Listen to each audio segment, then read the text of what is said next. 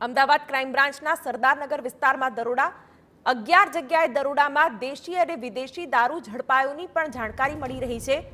દરોડાને લઈને સરદારનગર પોલીસની કામગીરી સામે સવાલ પણ ઉઠ્યા છે।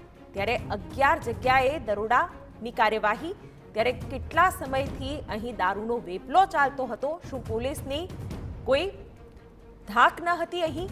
અને પોલીસની કામગીરી સામે પણ સવાલ ઊભા થાય છે, કારણ કે આટલી મોટી સંખ્યામાં જ્યારે દારૂની બોટલો ઝડપાઈ છે ત્યારે આ અંગે પોલીસ શું કરતી હતી આટલા સમય સુધી, તે પણ સવાલ ચોક્કસથી થાય છે।